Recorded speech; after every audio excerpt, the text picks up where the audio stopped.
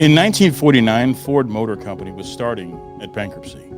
Dealers were stuck selling facelifted 1942 cars while Chevrolet and Plymouth looked newer every year. The company was bleeding cash, and the old regime's ideas were dead. The car that saved Ford wasn't a mild refresh. It was a complete rupture, and the public instantly christened it the shoebox.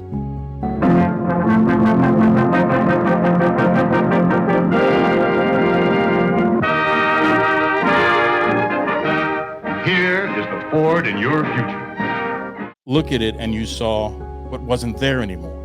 No running boards, no separate fenders bolted on like saddlebags. The body sides were flat, unbroken planes from nose to tail. Seen from the side or from above, it was perfect rectangle on wheels.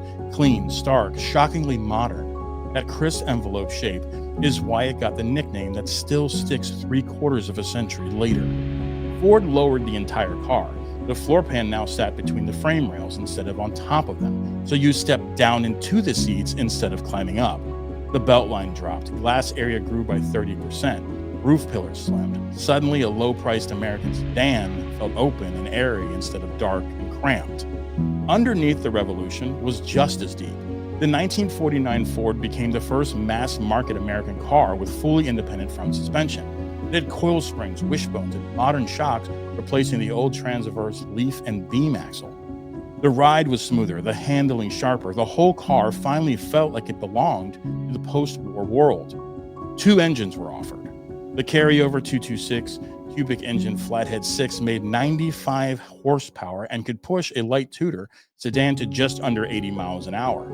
The star, however, was the new 239 cubic inch Flathead V8 100 horsepower, 180 pounds of torque, low 18-second to 0-60 times, and a genuine top speed of 92 to 94 miles per hour in stock trim. Strong numbers for 1949, especially in a car that started at $1,429 for the base 6. The risk was enormous, but the payoff was immediate. Ford built 1.1 million shoeboxes in the debut year alone and flipped from deep losses to solid profit. Chevrolet, stunned, wouldn't have an all-new body style until 1955. The 1949 Ford didn't just rescue a company, it became the blank canvas of hot rodding. Those perfectly flat sides begged to be chopped, channeled, and sectioned. By 1951, the lakes were full of three-window 49 coupes with 4-inch top chops, and Cadillac or Olds V8s. The lightweight body, strong frame, and the endless roofline made it the default choice for early drag cars. Quarter-mile times dropped into the low 13s. And then the 12s as flatheads gave way to small-block Chevys. 75 years later, clean shoeboxes still command 6 figures. And every custom show has at least one radically lowered, candy-painted example sitting on airbags. Because that original slab-sided silhouette is still the purest, most recognizable expression of what custom means in American car culture. And here's the part that still makes Ford people grin and Chevrolet people grind their teeth. When Chevrolet finally came out swinging with the 1955 Tri-5, the car that supposedly invented the modern American performance era, Harley Earl and his team didn't start from a blank sheet. They started from the 1949 Ford. Look at any 55 to 57 Chevy next to a 49 Ford, and the lineage is undeniable. The same flat, uninterrupted slab sides, the same low belt line wrapped around glass, the same integrated fenders flowing into doors, flowing into quarter panels. The shoebox's envelope was simply stretched, flared, and chromed. The 55 Chevy sits on a 115-inch wheelbase. The 49 Ford was 114. Chevrolet lowered the car the same way Ford had, dropped the floor between the rails, and gave it the airy greenhouse the shoebox pioneered 6 years earlier. Even the famous 57 tail fins started life as gentle peaks on the 49 to 51 Ford rear fenders. Chevrolet just made them bigger and pointed.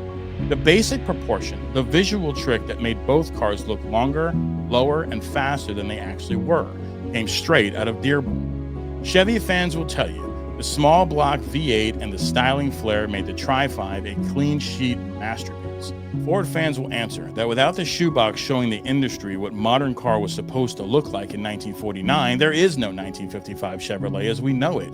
The silhouette that defined the 1950s, the shape that launched 1,000 gassers and still rules every cruise night in America, began with a desperate roll of the dice by a company on the ropes. So the next time someone says the 1955-57 Chevy is the most important car of the decade, just smile and point to the car that got there first, sold 1 million copies before Chevy even showed up, and drew the template everybody else copied. The 1949 shoebox, the original, the blueprint, and still the one that started the war.